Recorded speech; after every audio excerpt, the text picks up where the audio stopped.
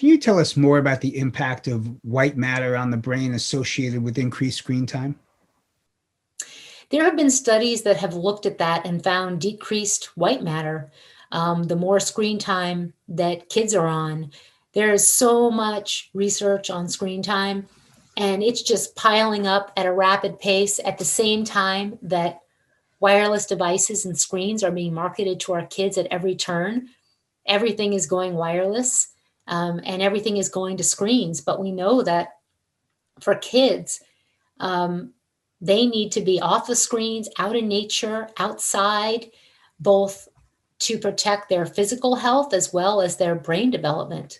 And playing with real things, blocks, um, toys, toys which have less fancy things. The less fancy the toy, the more a child can be creative in their mind and imagine what that child, what the toy that they're playing with is doing. Kids love to do, to imagine and to role play, but they should be thinking of being creative in their own mind, not having the toy have a lot of blings and diamonds and glitters and all of this. It doesn't actually help their brain development and their creativity.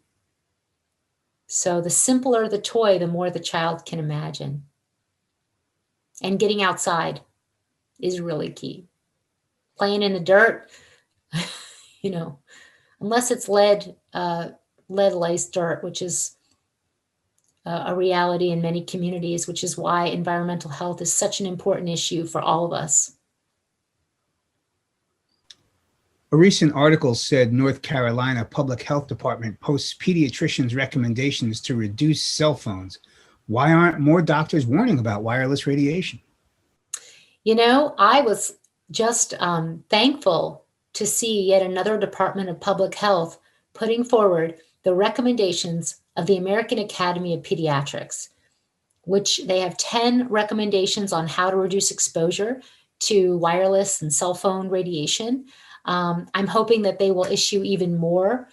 They did that after the National Toxicology Program study, which found clear evidence of cancer in rats. They also found DNA damage in the mice and rats, and actually heart damage from exposure, and many other endpoints were elevated. You can go online to read about that. So the California Department of Public Health also has issued an advisory on how to reduce cell phone radiation exposure, especially for children who are more vulnerable. But we do need doctors to be educated. And I'm thankful that just last month we had the EMF medical conference, EMF 2021 medical conference to educate doctors.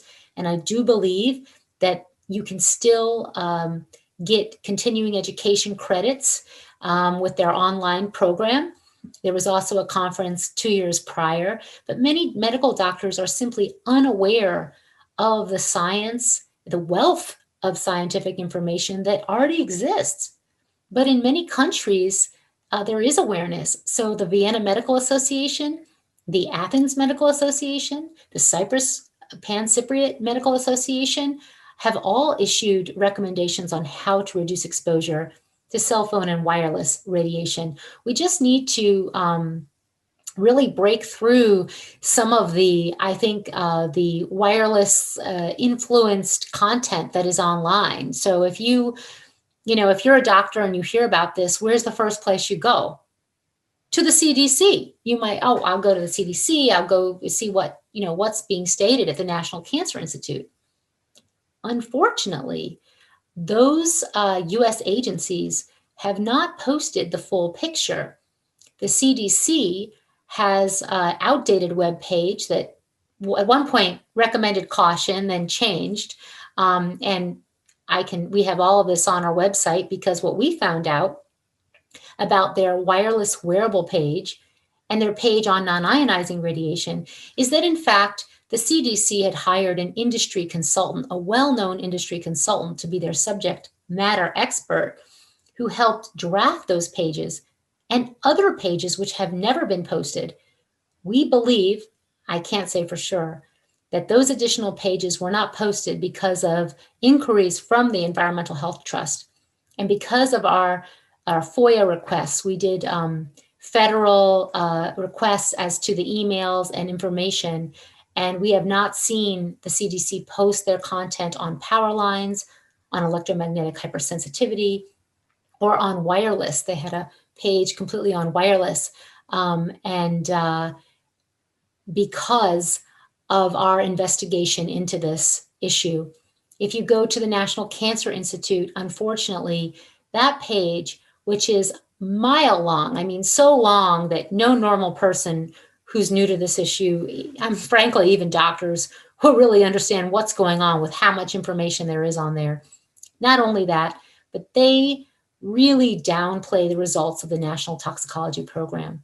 So this is quite unfortunate. In order to find out the findings of the NTP in full, you need to go to the National Toxicology Program website on cell phone radiation and read what those scientists have put forward from their studies.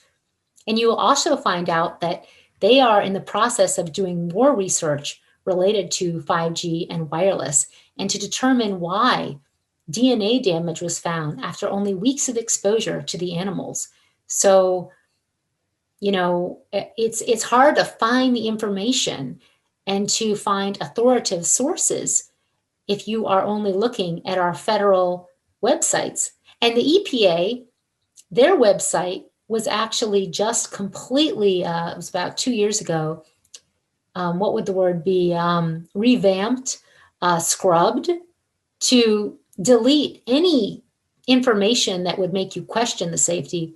And instead, the EPA now links to the FCC. And the FCC is a captured agency that puts forward industry-friendly information. They put forward half-truths, not the whole truth, on this issue. So it's hard to even know where to find information. But if you go into PubMed and you go into the published literature, there you will find thousands of studies showing effects from radiofrequency radiation. And if a study is financed by industry or by scientists with industry ties, more often than not, those studies don't show an effect or say that the levels of radiation are compliant with FCC limits, which is meaningless to our health. But yet, to a newcomer, they might think it means all is well. So that's our challenge, but we're up for the challenge, and we're so glad that you're getting educated on this issue and spreading the word.